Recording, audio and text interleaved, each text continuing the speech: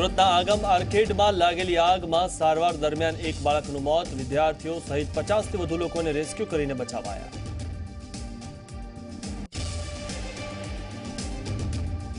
અમદાવાદના પ્રદેશ કોંગ્રેસ કાર્યાલય બહાર કોંગ્રેસના બે નેતાઓ વચ્ચે ઘર્ષણ. જસદણ બેઠકના ઉમેદવારની ખેંચતાણમાં મુકેશ માંડકણા અને અર્જુન ખાટરિયા વચ્ચે ઝપાઝપી.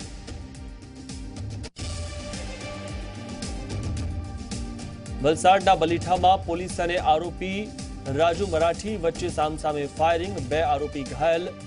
આરોપીની કારમાંથી મળી આવ્યા હથિયારો.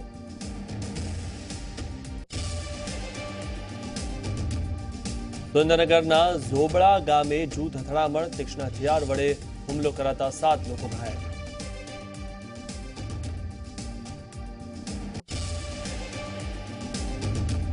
ભરૂચના લાહોરી ગોડાઉન પાસેના મકાનમાંથી માતા અને બાળકની મળી લાશ.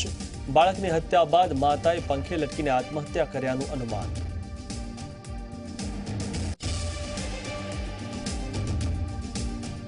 થી 26 નવેમ્બર સુધી રાજ્ય સરકારે 15,617 લાખની ખરીદી. મગફળી. કિસાન સંઘે મુખ્યમંત્રીને પત્ર લખીને માંગ્યો મળવાનો સમય.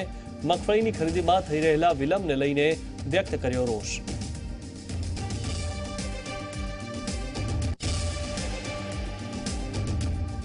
દાહોદમાં માનવભક્ષી દીપડાનો આતંક. 50 વર્ષની મહિલાને ફાડી ખાતા લોકોમાં રોષ. અત્યાર સુધી 3 લોકોનો લીધો જીવ. દીપડાને પકડવા ગોઠવાયા 8 પાંજરા.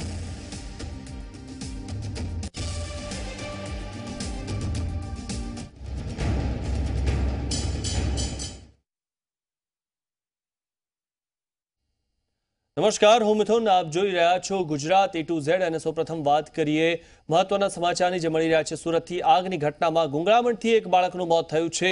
મંથન જાદવ નામના 7 વર્ષના બાળકનું મોત થયું છે. સારવાર દરમિયાન બાળકનું મોત થયું છે. વેસુ વિસ્તારમાં આગ લાગી હતી અને ફાયર બ્રિગેડે જે પ્રમાણે કાર્યવાહી હાથ ધરી હતી તેના કારણે તમામ લોકોને બચાવી લેવાયા હતા. પણ એક જે બાળક છે 7 વર્ષનું બાળક, તેને પણ બચાવી લેવાયો હતો, પણ તે ગુંગળામણના કારણે તેનું મોત થયું છે અને ગુંગળામણના કારણે તેને સારવાર આપવામાં આવી રહી હતી. સારવાર દરમિયાન બાળકનું મોત નીપજ્યું છે. વેસુ વિસ્તારમાં આગ લાગી હતી અને આ જે કોમ્પ્લેક્સ છે તેમાં ટ્યુશન ક્લાસીસ આવેલા હતા. તે ટ્યુશન ક્લાસીસમાં બાળકો ઉપર ફસાયા હતા. આપ દ્રશ્યોમાં પણ જોઈ શકો છો.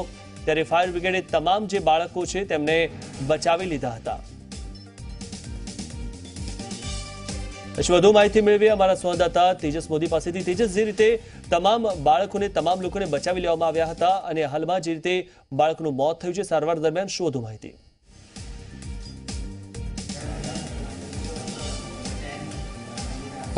આગમ બિલ્ડિંગમાં જે આગ લાગી હતી ત્યારબાદ ફાયરની ટીમ તુરંત ઘટના સ્થળે પહોંચી હતી અને જે ક્લાસીસ છે ત્રીજા માળે ત્યાં આગળ જે ફસાયેલા હતા તેમને બચાવવા માટેની કામગીરી શરૂ કરવામાં હતી. રેસ્ક્યુ ઓપરેશન કરવામાં આવ્યું હતું અને અલગ અલગ 2 હોસ્પિટલની અંદર જે ઇન્જર્ડ લોકો હતા, ઘાયલ લોકો હતા, તેમને લાવવામાં આવ્યા હતા. જેમાંની એક હોસ્પિટલ છે ત્યાં આગળ પણ 5 લોકોને લાવવામાં આવ્યા હતા અને બાકીના જે 4 લોકો છે તેને 2 અલગ અલગ હોસ્પિટલમાં લઈ જવામાં આવ્યા હતા. જેમાંથી મંથન જાદવ નામનું એક 7 વર્ષનો બાળક છે જેને પણ રેસ્ક્યુ કરીને બચાવવામાં આવ્યો હતો. તેને બહાર કાઢવામાં આવ્યો હતો. ફાયરની ટીમ તેને લઈને એમ્બ્યુલન્સ સુધી પહોંચી હતી અને તેને અહીં ઘડી લાવવામાં આવ્યો હતો. પરંતુ જે પ્રકારે ત્યાં આગળ આગ લાગી હતી અને જે ગુંગળામણ થઈ હતી તેના કારણે તેના શરીરની અંદર જે ગુંગળામણનો જે વાયુ છે જે છે તે ગયું હતું અને તેના જ કારણે તેને શ્વાસોશ્વાસમાં તકલીફ પડી તેવી શક્યતા છે અને તેના જ કારણે તેનું મોત થયું છે. આપણી સાથે સુરત મહાનગરપાલિકાના deputy commissioner health and hospital doctor Ashish Nayak સાથે વાત કરી અને જાણવાનો પ્રયાસ કર્યો કે શું ખરેખર ઘટના બની છે અને અત્યારે શું કાર્યવાહી કરવાની છે. સર, જે ઘટના બની છે, કેટલા લોકો ઇન્જર્ડ થયા છે અત્યાર સુધીમાં અને કેટલા લોકોને ટ્રીટમેન્ટ અત્યારે આપવામાં આવી રહી છે? કુલ 9 દર્દીઓને અલગ અલગ હોસ્પિટલમાં દાખલ કરવામાં આવેલા હતા, જે પૈકી 5ને સંજીવની હોસ્પિટલ ખાતે અને અન્ય 4 દર્દીઓને ગ્લોબલ સનશાઇન હોસ્પિટલ ખાતે દાખલ કરવામાં આવ્યા હતા. સંજીવની હોસ્પિટલ ખાતે દાખલ 5 દર્દીઓ પૈકી 7 વર્ષીય મંથન કલ્પેશ જાદવ નામના બાળકનું હાલમાં મૃત્યુ થયેલ છે, જ્યારે અન્ય 2 દર્દી પ્રીતિબેન ક્રિટિકલ છે અને અન્ય બાકીના 3 દર્દીઓ સ્ટેબલ છે. જ્યારે ગ્લોબલ સનશાઇન ખાતે 4 દર્દીઓ દાખલ કરવામાં આવેલ, તે પૈકીના 2 બાળકોને વધારે સારવાર માટે આનંદ હોસ્પિટલ ખાતે શિફ્ટ કરવામાં આવેલ છે. જે ઘટના બની હતી, આગ લાગી હતી, શું થયું હોય તેવો અંદાજો લગાવી શકાય? કારણ કે તમામને શ્વાસોશ્વાસની તકલીફ પડી હોય તેવી શક્યતા વ્યક્ત કરવામાં આવી છે. શું બન્યું હોઈ શકે છે? મુખ્યત્વે અત્રે દાખલ દર્દીઓને સ્મોક ઇન્હેલેશનને લઈને જે તકલીફ થાય તેમાંની તકલીફ જણાય છે. આમાંનો કોઈ દર્દી દાઝી નથી ગયો, એટલે આગને લઈને ડાયરેક્ટ આગના સંપર્કમાં આવ્યો તેવું જણાતું નથી, પરંતુ ધુમાડાને લઈને ગૂંગળામણને કારણે વધારે અસર થઈ હોય તેવું જણાય છે. બાળકોમાં ખાસ કરીને ગૂંગળામણની અસર વધારે જણાય છે. સર, કયા પ્રકારની ટ્રીટમેન્ટ અત્યારે આપવામાં આવી રહી છે અને મહાનગરપાલિકા કઈ કઈ બાબતોનું આખા ઘટના બાદ ધ્યાન રાખી રહી છે? બંને હોસ્પિટલ ખાતે દાખલ દર્દીઓને કોઈ પણ તકલીફ ના પડે, જરૂર પડે વધારેના એક્સપર્ટ ડૉક્ટર સુરતમાં ઉપલબ્ધ હોય તો તેઓની સારવાર, તેઓના ઓપિનિયનની પણ જરૂર પડે તો તે લેવા માટે તો બંને હોસ્પિટલના સંચાલકોને અત્યારથી જાણ કરવામાં આવેલ છે. સર, ખાસ જે ઘટના બની છે, હવે આગળ શું આમાં કાર્યવાહી કરવામાં આવી શકે છે? ફાયર બ્રિગેડ ડિપાર્ટમેન્ટ તરફથી તેમજ સંલગ્ન ડિપાર્ટમેન્ટ તરફથી આ બાબતે ઘટના બનવાના કારણોની તલસ્પર્શી તપાસ કરી ભવિષ્યમાં આવી ઘટનાઓનું કશે અન્ય પુનરાવર્તન ન થાય તે બાબતની તાકીદ અને આગળની અગમચેતી રૂપે જો તે પગલાં ભરવામાં આવશે. તો સ્પષ્ટપણે જે બાળકો છે તે તમામ અત્યારે સ્ટેબલ હાલતમાં છે. એક બાળકનું જરૂરથી મોત થયું છે, એક મહિલાની હાલત પણ અત્યારે ક્રિટિકલ કહેવામાં આવી રહી છે. તમામને યોગ્ય ટ્રીટમેન્ટ મળી રહે તેનું ધ્યાન મહાનગરપાલિકાના અધિકારીઓ અહીં મોજૂદ છે તે રાખી રહ્યા છે અને જે પણ જરૂરિયાત પડે તે જરૂરિયાત મુજબ તેમને હેલ્પ કરવા માટે, મદદ કરવા માટે પણ તમામ અધિકારીઓ અત્યારે તૈયાર છે. જી આભાર તેજસ, માહિતી આપવા બદલ. તો જે આગની ઘટના ઘટી સુરતમાં, તેમાં ગુંગળામણથી એક બાળકનું મોત થયું છે. તેને બચાવી લેવામાં આવ્યો હતો, પણ તેને ગુંગળામણના કારણે જે સારવાર આપવામાં આવી રહી હતી તે સારવાર દરમિયાન તેનું મોત નિપજ્યું છે.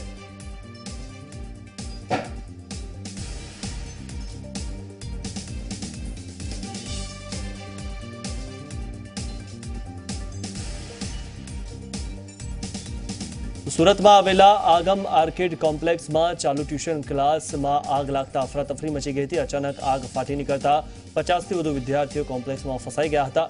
ઘટનાની જાણ થતાં જ ફાયર બ્રિગેડની 6 ગાડીઓ ઘટના સ્થળે પહોંચી હતી અને દિલધડક રેસ્ક્યુ હાથ ધરીને તમામ વિદ્યાર્થીઓને બચાવાયા હતા. તો આગમાં વિદ્યાર્થીઓ ફસાયા હોવાની જાણ થતાં જ વાલીઓ પણ દોડી આવ્યા હતા અને પોતાના બાળકોને બચાવવાના પ્રયાસમાં લાગી ગયા હતા.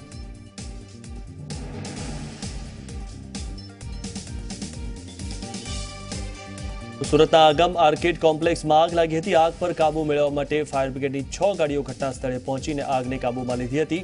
કોમ્પ્લેક્સમાં આગ લાગતા ટ્યુશનમાં ગયેલા 50થી વધુ વિદ્યાર્થીઓ ફસાયા હતા, જેમને બચાવવા માટે કાચની બારી તોડીને ફાયર બ્રિગેડે રેસ્ક્યુ ઓપરેશન હાથ ધર્યું હતું. ક્રેનની મદદથી બચાવ કામગીરી કરવામાં આવી હતી. ફાયર બ્રિગેડના જવાન ઓક્સિજન લઈને કોમ્પ્લેક્સના 3જા માળે બચાવવા માટે પહોંચ્યા હતા. આગમાં ફસાયેલા લોકોને બચાવવા ફાયર બ્રિગેડના કર્મચારીઓ કામે લાગ્યા હતા. ઘટના સ્થળ પર પોલીસ સહિત મોટા પ્રમાણમાં લોકો પણ ભેગા થયા હતા. ઘટનાને કારણે 108ની ટીમ પણ ઘટના સ્થળે હાજર હતી. ઇજાગ્રસ્તોને તાત્કાલિક હોસ્પિટલ ખસેડવામાં આવ્યા હતા. ઘટનામાં એક મહિલા અને એક બાળક બેભાન થઈ જતા તેઓને હોસ્પિટલ ખસેડવામાં આવ્યા હતા. તેમાં જે બાળક છે તેનું મોત થયું છે. પ્રાથમિક તારણમાં શોર્ટ સર્કિટથી આગ લાગ્યાનું બહાર આવ્યું હતું. આગ લાગી હોવાની ઘટના અહીંયા આગમ માર્કેટ વેસુ રોડ ખાતે મળી હતી અને કોલ મળતા તરત સુરત મહાનગરપાલિકાનો ફાયરનો કાફલો છે પોતાની તમામ મશીનરી સાથે ત્યાં પહોંચી ગયો હતો. નીચે કોઈ એક કોચિંગ ક્લાસીસમાં થોડા બચ્ચાઓ ફસાયા હોવાની માહિતી મળતા એમને વિન્ડો દ્વારા ને એ રીતે રેસ્ક્યુ કરવામાં આવ્યા હતા. મોટાભાગના બચ્ચાઓ રેસ્ક્યુ થઈ ગયા હોય તેમ છતાં અંદર સેફ્ટી પોઈન્ટ ઓફ વ્યૂથી ચેક કરી રહ્યા છે કે કોઈ માણસ અંદર જો મોજૂદ હોય ને એવું કંઈ હોય તો પણ એની ચકાસણી કરવામાં આવી છે. મોટાભાગે બધા જ બચ્ચાઓ અને જે કોઈ વ્યક્તિઓ હતા એ રેસ્ક્યુ થઈ ચૂક્યા છે. સેફ છે. જે બાળકો થોડા ફસાયા હતા તમામ બાળકોને રેસ્ક્યુ કરીને અમારી ફાયરની ટીમે નિકાળી દીધા છે. એટલે અત્યારે એક આત્મસંતોષ થાય છે. બાકીની બીજી શું નુકસાનની ઘટના છે તે આગળ જોઈશું. कंट्रोल में है बिल्कुल एकदम, बस स्मोक वगैरह कहीं है तो स्प्रे कर रहे हैं, बाकी है नहीं कुछ है नहीं. एक लड़के को था, वो भी ग्लास तोड़ने में उसको इंजरी हुआ था, बाकी कुछ फ्लेम से या फायर से नहीं है. ये यहाँ आग लगी थी, स्पार्क हुआ था. मैं और मेरा दोस्त खड़े थे, हमको लगा स्पार्क होता रहता है. एक जना आया, देखा तो वो उसका ट्रिप हो गया था मेन स्विच, तो ट्रिप ऑन किया तो इतने में आग पकड़ ली सब. ऊपर कम से कम 70 से 80 बच्चे पढ़ते हैं. मेरा भी शॉप यहीं है. अच्छा. ये धीरे धीरे इलेक्ट्रिक से पूरी ऊपर तक आग बढ़ गई पूरी. ये ग्राउंड पे ही थी आग. यहाँ पे ग्राउंड से फर्स्ट पे, फिर फर्स्ट से सेकंड पे गई आग. એક મહત્વના સમાચારની વાત કરીએ તો સુરેન્દ્રનગરના ચુડા તાલુકાના ઝોબાળા ગામે જૂથ અથડામણ થઈ 2 જૂથ સામસામે આવી ગયા હતા અને એકબીજા પર તીક્ષ્ણ હથિયાર વડે હુમલો કર્યો હતો. અથડામણમાં મહિલા સહિત 7 લોકો ગંભીર રીતે ઇજાગ્રસ્ત થઈ છે. 2 લોકોને વધુ ઈજા થઈ હોવાથી તેઓને અમદાવાદ સારવાર માટે ખસેડાયા છે, તો અન્ય લોકોને લીંબડી હોસ્પિટલમાં ખસેડાયા છે. ઉલ્લેખનીય છે કે જૂથ અથડામણ થઈ હતી, જેમાં મહિલા સહિત 7 લોકોને ઈજા થઈ છે। તીક્ષ્ણ હથિયાર વડે આ હુમલો થયો હતો। સામસામે આ હુમલો થયો હતો। બે જૂથ વચ્ચે જે રીતે મારામારી થઈ અને જૂથ અથડામણના કારણે 7 લોકોને ગંભીર ઈજા થઈ છે અને તેમને અમદાવાદ ખસેડવામાં આવી રહ્યા છે। હશે વધુ માહિતી મેળવી અમારા સંવાદદાતા સચિન પીઠવા પાસેથી। સચિન, જણાવશો વધુ વિગત છે આ વિશે?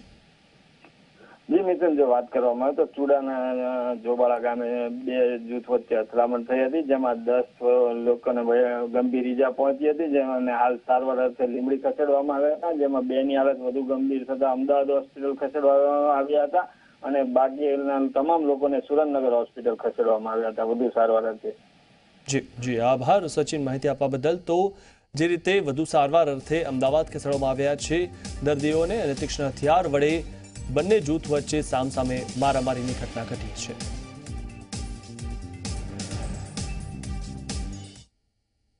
બીજા એક મહત્વના સમાચારની વાત કરીએ। બનાસકાંઠાથી મળી રહ્યા છે। થરાદના સોની બજારમાં ફાયરિંગ થયું। વેપારી પર ફાયરિંગ કરાયું છે। 4 ઇસમોએ ગાડીમાં આવીને ફાયરિંગ કર્યું હતું। 4 ઇસમો ફાયરિંગ કરીને ફરાર થઈ ગયા છે।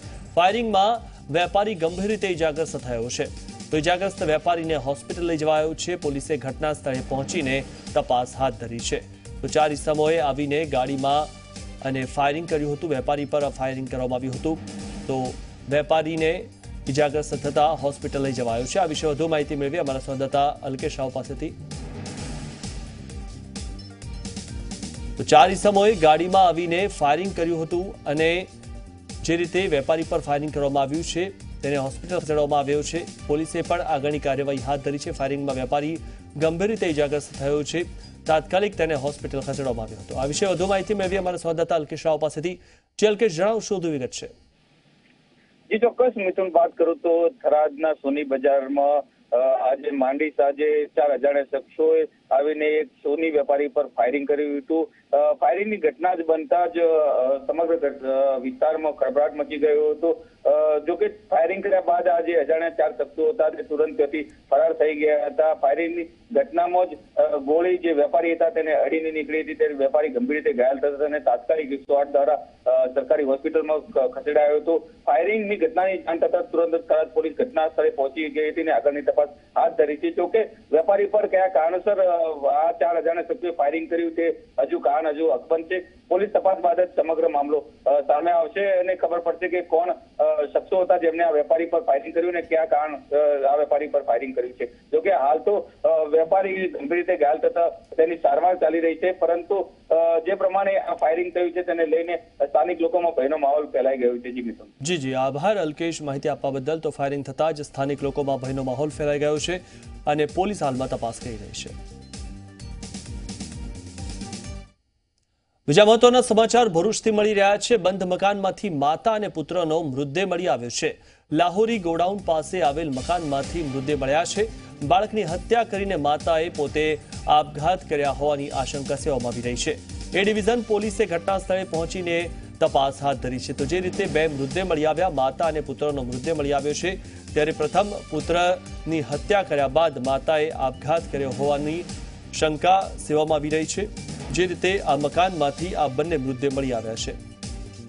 પછી વધુ માહિતી મેળવી અમારા સંવાદદાતા ભરત પાસેથી। ભરત, જે રીતે આ બંને મૃતદેહ મળી આવ્યા છે, શું વધુ વિગતો મળી રહી છે? ચોક્કસ જણાવી દઉં મિથુન, મોડી સાંજે એક ઘટના બહાર આવીને ભરૂચના નવી વસાહત ખાતેથી 2 મૃતદેહ મળી આવ્યા। માતાએ પુત્રની હત્યા કરી ગળું દબાવીને અને ત્યારબાદ પોતે પણ ગળે ફાંસો ખાધો છે, જેની જાણ મકાન માલિકને તાત્કાલિક ભરૂચ એ ડિવિઝન પોલીસને જાણ કરી અત્યારે બોલાવી છે પોલીસને। તેમજ તેના પતિ જે રેલવેમાં નોકરી કરે છે તેઓ પણ ઘરે આવી ગયા છે અને પોલીસ કાર્યવાહી શરૂ કરી છે।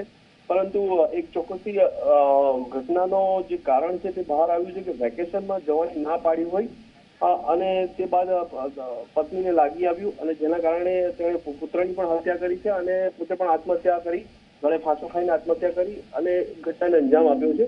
પોલીસ અત્યારે હાલ તપાસ કરી રહી છે બધા જ એંગલ પરથી કે શું હોઈ શકે। તેના પતિની પણ પૂછપરછ હાથ ધરાઈ છે, તેમજ મકાન માલિકની પણ પૂછપરછ હાથ ધરવામાં આવી છે। જી મિથુન। જી આભાર ભરત, માહિતી આપવા બદલ। તો આત્મહત્યાની આ જે ઘટના લાગી રહી છે તે આત્મહત્યા છે કે હત્યા તે બાબતે પોલીસ તપાસ કરી રહી છે।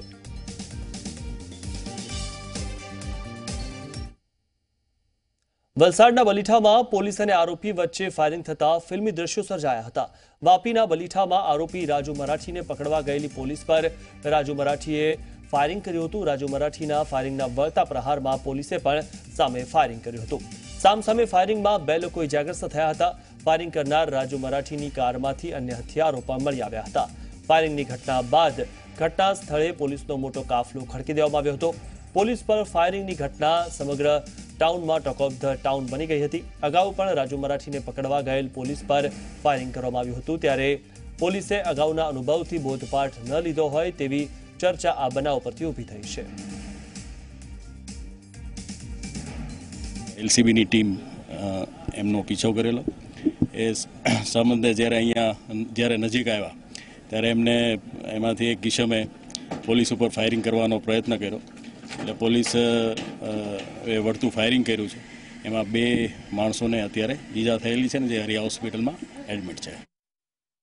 વલસાડ જિલ્લાના વાપી નજીક આવેલ બલીઠા ખાતે ઘટેલી આ ઘટના છે. જે પ્રકારની હાલ ઘટના ઘટી છે કે વલસાડ એલસીબી પોલીસ એક લૂંટના આરોપી રાજુ મરાઠીનો પીછો કરી રહી હતી અને રાજુ મરાઠી ભાગતા બલીઠાની એક ગલીમાં ઘૂસી જતા, એટલે કે હાઈવે નંબર 48 થી બલીઠાની એક ગલીમાં ઘૂસી જતા આગળ એને જવાનો કોઈ રસ્તો ન મળતા આખરે એણે પોલીસ ઉપર એક રાઉન્ડ ફાયર કર્યું હતું. જેના સ્વ બચાવમાં એટલે કે પોલીસે સામે વળતા જવાબમાં એક રાઉન્ડ ફાયરિંગ કરતા 2 જેટલા જે ગાડીમાં બેસેલ 2 જેટલા આરોપીઓ જે હતા એ બંને ઘાયલ થતા બંનેને હાલ વાપી હરિયા હોસ્પિટલમાં ખસેડવામાં આવે છે. ખાસ આપણે જણાવી દઈએ કે આ આરોપીઓની એ ગાડી છે કે જે હાલ જેના ફૂરચે ઉડી ગયા છે. આપ જોઈ શકો છો કાચ ફૂટી ગયેલી પરિસ્થિતિમાં છે.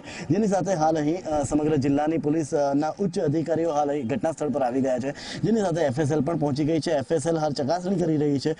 વધુમાં પોલીસ તપાસમાં ગાડીમાંથી કેટલાક દેશી જેવા દેખાતા તમાંચાઓ મળ્યા છે, તો એક શોટગન જેવી દેખાતી ગન પણ જોવા મળી છે. જે પ્રકારે હાલ પોલીસ તપાસ કરી રહી છે અને આરોપીઓ જે છે જે બંને હાલ હરિયા હોસ્પિટલમાં હાલ સારવાર હેઠળ છે. તો આ રાજુ મરાઠી જે છે એ અગાઉ પણ આ પ્રકારે પોલીસના ઉપર ફાયરિંગ કરવાના ગુનાની સાથે લૂંટના ઘણા બધા ગુનામાં આરોપી વોન્ટેડ આરોપી જે હતો જેને હાલ પોલીસે ઘાયલ કરી દીધો છે. જય પટેલ, ઝી મીડિયા, વલસાડ. જસદણ પેટા ચૂંટણીને લઈને કોંગ્રેસની બેઠક મળી હતી. કોંગ્રેસ પ્રભારી રાજીવ સાતવની અધ્યક્ષતામાં બેઠક મળી હતી. જસદણ પેટા ચૂંટણીની કમાન પ્રભારી રાજીવ સાતવ સંભાળશે. 8 ડિસેમ્બરથી 18 ડિસેમ્બર સુધી રાજીવ સાતવ જસદણમાં રહેશે.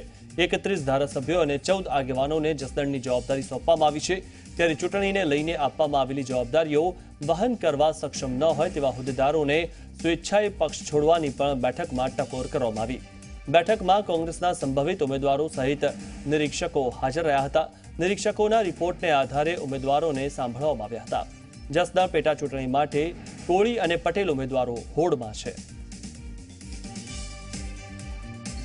જસદણ વિસ્તારમાં જે દાવેદારો છે એવા 10 દાવેદારો સાથે મીટિંગ થઈ.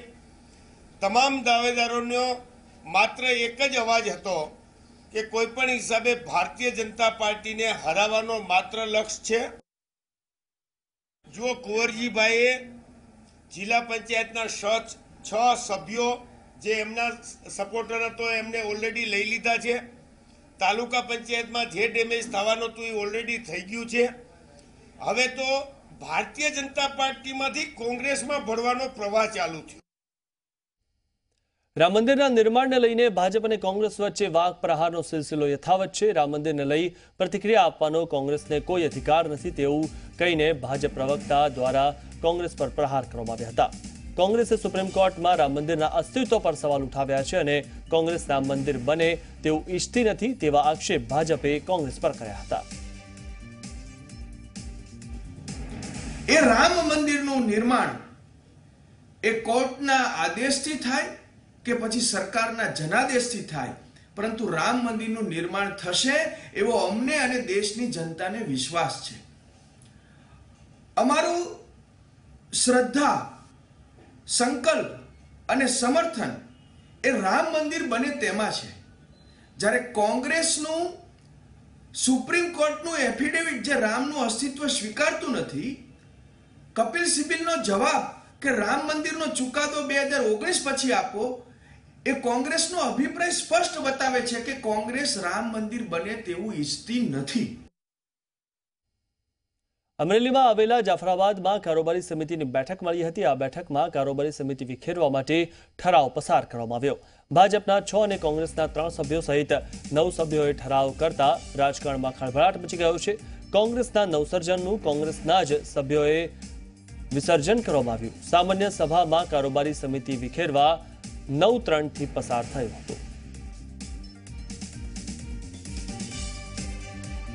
આ સભા શરૂ થતા તાલુકા પંચાયતના કોંગ્રેસના પૂર્વ ચેરમેન ભાઈ શ્રી છગનભાઈ વાઘેલાએ તાલુકા પંચાયતની વર્તમાન કારોબારી સમિતિને વિખેરી નાખવાની દરખાસ્ત લાવ્યા।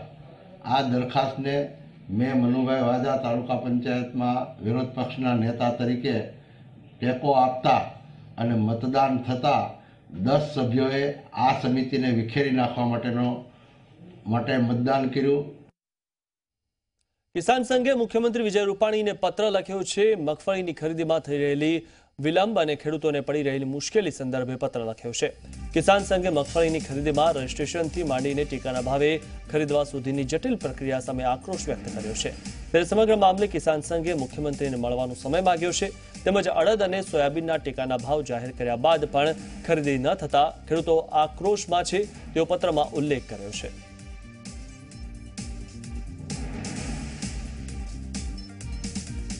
રાજ્યમાં ટેકાના ભાવે મગફળીની ખરીદી કરવામાં આવી રહી છે। ત્યારે અત્યાર સુધી 15,617 લાખ રૂપિયાની મગફળી ખરીદવામાં આવી છે। કુલ 3,12,349 ક્વિન્ટલ મગફળીની ટેકાના ભાવે ખરીદી કરવામાં આવી છે। ત્યારે 15 થી 26 નવેમ્બર દરમિયાન રાજ્યભરમાંથી મગફળીની ખરીદી કરાઈ છે। રાજ્યના 15,586 ખેડૂતો પાસેથી મગફળી ખરીદાઈ છે। આગામી સમયમાં વધુમાં વધુ ખેડૂતો પાસેથી મગફળી ખરીદવામાં આવશે।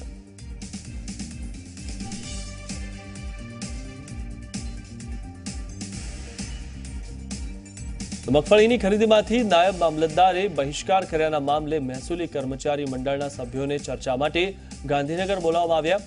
મહેસૂલ કર્મચારી મંડળના સભ્યોના જણાવ્યા પ્રમાણે મગફળીની ખરીદીનો અનુભવ નહીં હોતા અને કામના ભારણને કારણે કામગીરીનો બહિષ્કાર કરવામાં આવ્યો હતો। ચર્ચામાં ગેરરીતિ થાય તો તેની જવાબદારી બાબતે પણ સવાલો ઉઠાવવામાં આવ્યા।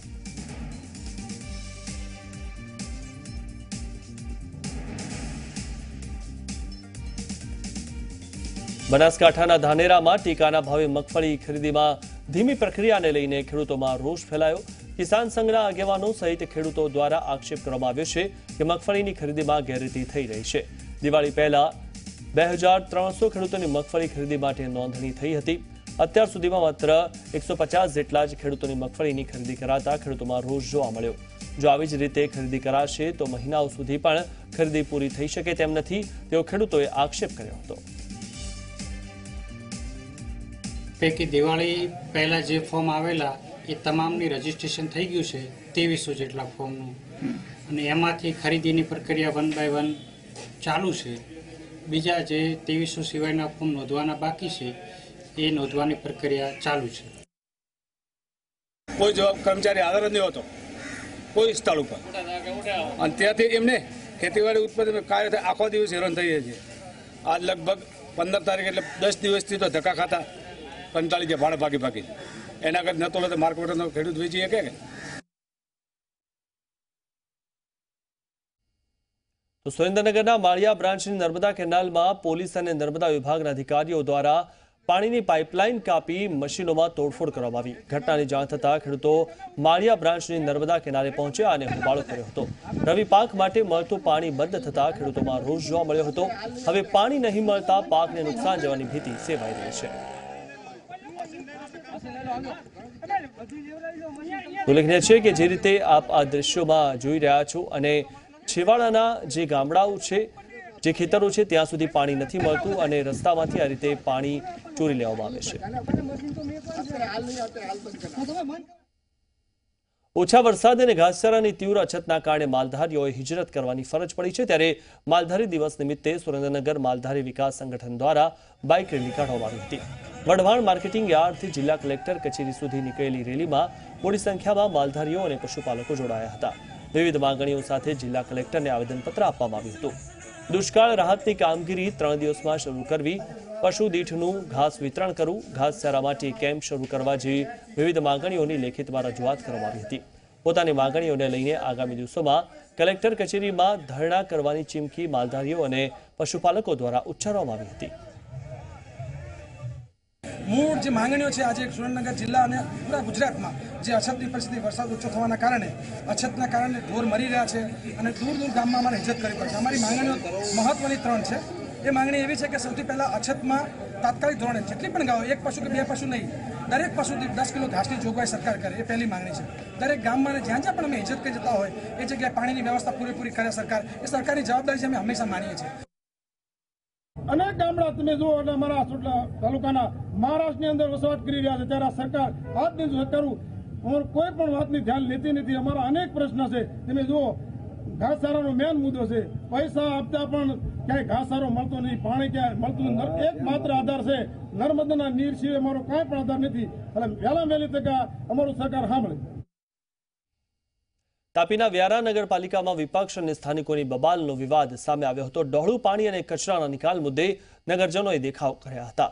ઉશ્કેરાયેલા નગરજનોએ ઘરનો કચરો આરોગ્ય વિભાગ અને પાલિકા પ્રમુખના ટેબલ પર ઠાલવી આક્રોશ વ્યક્ત કર્યો। સ્વચ્છતા મુદ્દે કચરાનો યોગ્ય નિકાલ ન કરાતા વિપક્ષ અને સ્થાનિકોએ હોબાળો મચાવ્યો હતો। વિપક્ષનો પાલિકા શાસકો પર બેદરકારી હોવાનો આક્ષેપ કરાયો હતો।